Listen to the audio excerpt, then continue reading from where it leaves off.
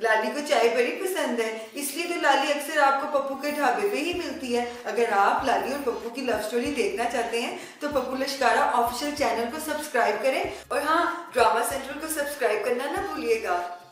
शेर एक बारी फिर शेर ऐसे कॉमेडी कर रहा है पप्पू। पीटीआई वाले ऐसी टेंशन ना लें, पप्पू कॉमेडी करता है ना, तो ऐसी ऐसे ही कॉमेडियंस करते हैं ऐसे। तो असल में ना पप्पू ज़रा ऑनलाइन टाइप आदमी है, आपको पता ही है। तो पप्पू कभी कभी ना पॉलिटिकल भी हो जाता है, ज़रा ऐसे पॉलिटिक्स जो है ना हमारे मुल्क में बड़ी इंपॉर्टेंट होती है। तो पप्पू इसलिए कभी ट्राई करता है कि पप्पू को ना ज़रा पॉलिटिकल भी हो जाना चाहिए।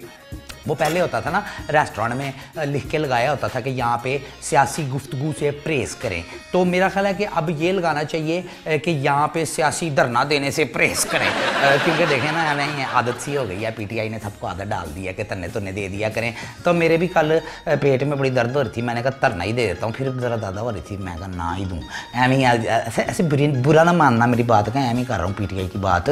मैं तो बड़ा पोलिटिकल सा आदमी, बड़ा न्यूट्रल सा आदमी हूँ।